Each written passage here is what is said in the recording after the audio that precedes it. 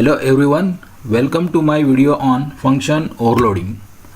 The contents of this video are: we are going to learn what is overloading, what is function overloading, which are different characteristics of function overloading, what is a selection process of function, sample program to demonstrate function overloading, and exercise for you. Let us see what is overloading. So overloading means using same thing for different purpose. So whenever you are using one thing for multiple purposes, then that is known as overloading. C++ also permits overloading of the following: overloading of functions. The functions in C++ can be overloaded. Means here the function can perform different tasks. Same function can perform different tasks. That is overloading of functions. Second type of overloading is overloading of operators. One operator can perform different operations. That is, one operator can be used for different purposes. Third type of overloading in C++ is overloading of constructors. The constructors can be overloaded. That is, one constructor can be defined to perform multiple operations. So it is also known as multiple constructors. So overloading of function is nothing but one function, different task. Overloading of operators means one operator performing different operations, and overloading of constructors is nothing but multiple constructors. So now let us see what is function overloading. If same function name is used to define multiple functions to perform different tasks, then such functions are known as overloaded functions. In C++ program, we can have same function name for multiple function definitions. So we can have 2, 3, 4 function definitions, and all these function definitions can have same function name, but all these functions will perform different tasks.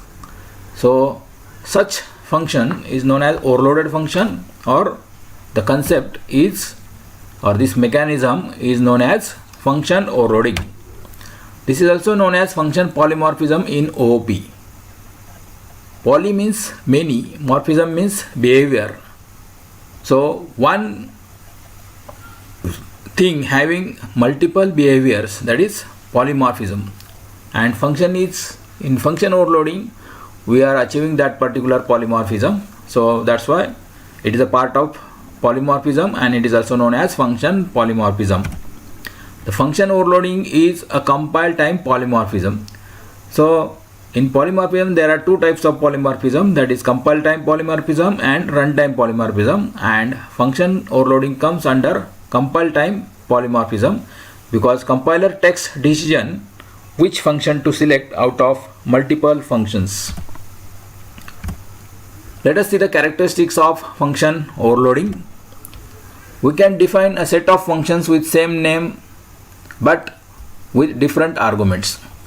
So whenever you are going to implement function overloading, that is same function name for multiple functions, so obviously there should be some difference, and that difference is in terms of arguments. Even though the function name is same, but the arguments which are passed to these functions will be different. So argument list will be different. The functions perform different operations depending on argument list in a function call. So whenever such function is called, then the argument list is checked, and depending on what type of arguments and how many arguments are passed to a function, according to that the task will be performed by that particular function. So like this, the function will perform the operation based on or depending on what type of arguments are passed to the function in function call. The correct function is selected by checking number and type of arguments. So there are multiple functions with same name. Now there is the decision to be taken by the compiler which function to select, and that is depending on, it will check number of arguments and data type of arguments. So if the number of arguments and data types of those arguments are matching, then that particular function will be selected. Let us see the example. Suppose add is a function with different types of arguments. The name of the function is add. So there may be different function prototypes of add functions. The first prototype is suppose int add and argument are int a and b. So this add function accepts two number of arguments and both arguments are of integer type. It is returning also integer type data. Second add function accepts three arguments. So number of arguments are 3 and all are integers. Third function prototype is accepting two arguments. First argument is integer type, second argument is double type and return type is double.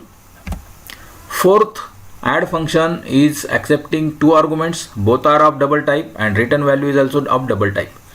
So if you look at these four function prototypes, all these four function prototypes are having same function name, that is add, but their argument list is different.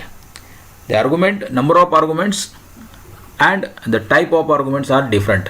If the number of arguments are same, then their types are different. For example, in prototype 1, prototype 3 and prototype 4, the number of arguments are same, that is two arguments, that is in first prototype two arguments, third prototype also two arguments, and in fourth prototype also two arguments.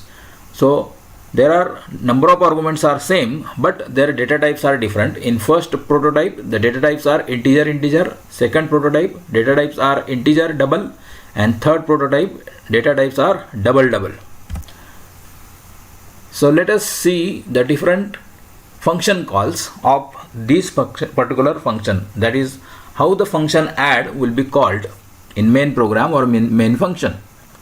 So here the first function call is sum is equal to add 5.5 6.5. So if this is a function call, then out of these four function types, which function will be matched, that we are going to see. Second function is called, that is add 25 comma 3.5, so integer and float type of value. Third function call is add 10 20 and 30, so all three are integers. And fourth function call is add 50 comma 100, both are integers. So now for these four function calls, which function prototype will be matched? Let us see. So here the first function call will match with the fourth function prototype, that is the argument, number of arguments are 2 and both are float, and the floating point values are also considered as double in C++, and like this, if float data type is not there, it will go for higher data type, that is double. So like this here 5.5 6.5, this will be considered as double values and double comma double, so that is matching with fourth prototype. And like this, for first function call, the fourth function prototype will be matched and that function will be performed, or that operation will be performed. For second function call, the third prototype will match. In second function call, first value is integer and second value is float, so integer comma float. So here in this fourth prototype, integer comma float is not there, but integer comma double is there, and double is nothing but the higher precision floating point value. So like this, it will match with it, and the third prototype will be matched, that is add int x double y, and the function body of this function will get executed. Then for third function call, that is add 10 20 30, so there is exact match, that is all three integers are there, and in prototype also second prototype all three arguments are integer type. And like this, for third function call, the prototype second will be matched. For fourth function call, that is sum is equal to add 50 comma 100, both are integers, 50 and 100 are integers, and here first function call is also accepting integer types of arguments. And like this, the for fourth function call, the function add function, that is the prototype number 1 will get matched. And like this, the particular function call, the specific function prototype will get matched as per number of arguments and the data type of arguments. Now let us see the actual selection process of function, how the compiler will select the appropriate function whenever there is a function call. Step 1. The step 1 is that the compiler tries to find exact match. Exact match means what? The number and type of arguments are same as prototype. So if the number of arguments and data type of arguments are matching, that is the in function call as well as in function type, then that is called as exact match. That is, the number of actual arguments and their types of actual arguments are matching with number and type of formal arguments of function prototype, then it is known as exact match. So first of all, compiler tries to find the exact match. If the number and type of arguments are matching, then that particular function will get selected. If now this is failed, that is, if exact match is not found, then step 2 will be followed. In step 2, if exact match is not found, then compiler apply integral promotion of actual arguments types. So the integral promotion of actual argument types means there are two data types, that is char data type and float data type, and these two data types can be promoted to or can be converted to int and double, that is char to int and float to double.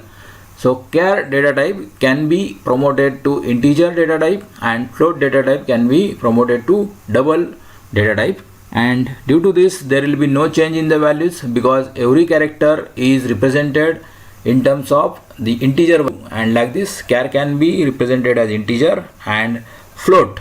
The float value is also the part of double because double data type is nothing but higher precision floating point values, and like this the integral promotion is can be done easily here, that char data type will be promoted to integer and float data type will be promoted to double, and then with this promoted data type, that is int and double, the compiler will try to find exact match. Step number 3. If step 1 and step 2 failed, that is if there is no exact match, then after integral promotion also, if there is no exact match, then compiler will go for step number 3. In step number 3, the compiler tries to apply built-in type conversions, built-in data type conversion of actual arguments. So what are these built-in data type conversions? So that is integer, that is int data type will be converted into long or float or double. That is, first of all, integer will be converted to long, then it will be matched. If it is not matching, then integer will be converted to float, then compiler will try to match. If it is not matching, then integer will be converted to double, then it will try to match. So like this, the integer data type of actual argument will be converted into either long or float or double, and compiler will try to find the exact match. Similarly, if there is a long actual argument in function call, then this long data type will be converted into float or double, and using float or double, the compiler will try to find the match, and if there is a match with this built-in data type conversions, then that particular function will get selected for the execution. Step number 4. Now if step number 1, 2, 3 all three are failed, then the compiler tries to find exact match by applying both type of conversions, that is integral promotion and built-in type of conversions of actual argument. So that is, first suppose there is a character data type in function call, char data type will be converted into int, that is the integral type of promotion, and with the help of int it will try to find the match. If there is no integer argument in the function prototype, then integer will be converted into long, float or double as per step number 3, and compiler will try to find the match. So like this is the combination of step number 2 and step number 3, that is applying both integral promotion and built-in type conversions of actual argument, and due to these two types of conversions there may be the exact match as per the data types. So like this, the selection process of function is followed by the compiler in order to select the appropriate function. Step number 1, exact match, in which compiler will try to find the exact match of function prototype and in terms of number of arguments and type. Step number 2, integral type promotion. The char data type is promoted to int and the float data type is promoted to double, and then compiler will try to find exact match. Step number 3, built-in data type conversion is applied. That is, the int data type is converted into either long or float or double, and then it will try to match the function prototype. Then the float or the long data type can be converted into float or double in order to find the exact match of the function prototype. In fourth step, the integral promotion and built-in data type conversions both are applied combinedly, and then the compiler will try to find the exact match. Now if all these 4 steps get failed, then the compiler will display the error message. So like this, the compiler will try to find the exact match of function prototype for a particular function call, and if all these 4 steps get failed, then finally the compiler will display the error message. Now let us implement this concept of function overloading in C++ program by writing a complete C++ program for solving this particular problem. The problem definition is: write a C++ program to find greater number using find function overloading. Define overloaded greater function to find greater of 2 integers and greater of 3 floating point numbers. So here the name of the function is greater and the function definitions are 2. The first function definition will find the greater of 2 integers, means obviously it will have the 2 integers as arguments, and second greater function will find the greater of 3 floating point values, means second greater function will accept 3 floating point arguments. So let us write a program. Start with including header file iostream.h. Let us write first function to find greater of 2 numbers, that is integers. So my function prototype will be int greater. So greater is function name. 2 arguments are passed, no1 and no2, both are integers. So like this greater function accepts 2 arguments and their data types are integer, and obviously the greater number will also be integer, and hence the return type is also integer. Now simply applying if-else statement, we will find the greater number out of no1 and no2. So let us check if no1 is greater than no2. If this condition is true, then return no1. If this condition is false, then return no2. So like this is a simple greater function which will find the greater number out of 2 integers. Now let us define second function to find greater of 3 numbers, and these 3 numbers are floating point. So second function definition is like this. The first line of function is here having, again the function name is same, that is greater. It is accepting 3 number of arguments, and all 3 number of arguments are float, and obviously the greater value will be also float, and hence the return type is also float. So like this greater function accepts 3 float arguments and returns floating point value. So let us find the greater number using if-else statement. So first of all, I will put the condition, that is whether no1 is greater than no2 and no3. So for that my if condition will be like this: no1 is greater than no2 and no1 is greater than no3. Means I am testing here whether first number is greater than second and third number. If this condition is true, then the meaning is first number is greater. So I will return it, that is return no2. If this condition is false, means first number is not greater, either second or third might be greater. Let us check for third number. Else if second number is greater than first and third number. So like this my condition will be if no2 is greater than no1 and no2 is greater than no3. That is second number is greater than first number as well as second number is greater than third number. And if this condition is true, it means that second number is greater, so let us return it. So return no2. If both conditions are false, means first number is not greater, second number is also not greater, means the final result is that the third number is greater. So in final else part, return NO3.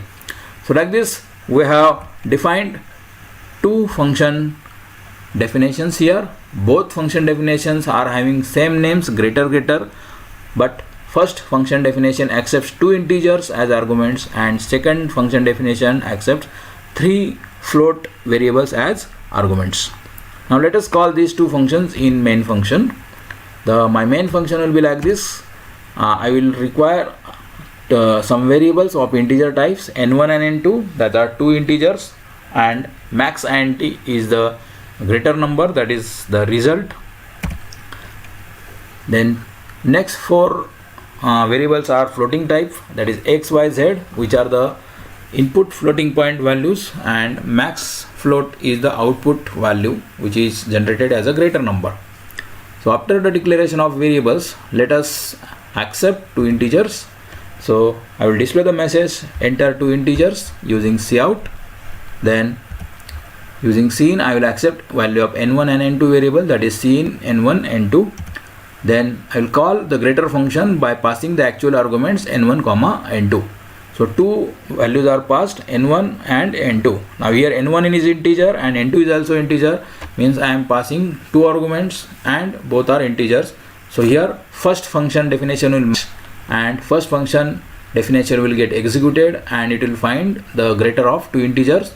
The return value will be assigned to max int variable. Now let us display the result, that is greater number or the greater integer is max int. Same thing. Now similarly we'll go for finding the greater of three floating point values. So here I will ask user to enter three float values, and using cin I will accept values of x and y and z variables, that is cin x, y, z. Then I will call the greater function here. The function is greater, and now this time I am passing three arguments, that is x, y, and z. X, y, z, all three are of float type, and like this function call is having the argument list with three number of arguments and all are of float type. And in this case, now the second function definition will get matched and it will find the greater of three float values and it will return the greater number, and that will be assigned to max float variable. Let us display the result using cout. Greater value is equal to max float, return 0, and end of the main function. So like this, in this particular main function I have called the greater function two times.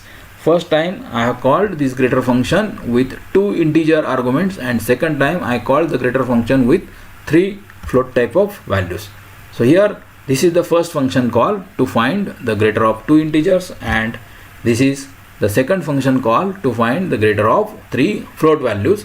The appropriate function will get matched and the compiler will match the exact, will have the exact match, and it will generate the correct result. So here these are the two functions which are having same function name, and like this the function overloading is implemented in this C++ program. Let us check what will be the output of this particular program. So it will ask to enter two integers. Suppose two integers are entered as 56, 88, and the result will be displayed as greater is equal to 88.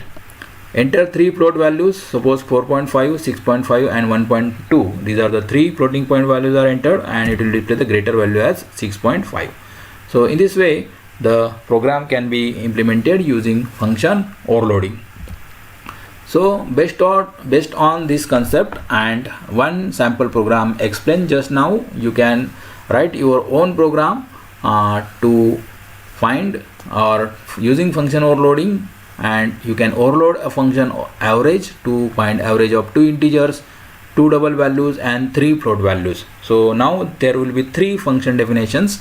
First is average, which will accept two integers as argument. Second average function will accept three double values as arguments, and third average function will accept three float values as arguments.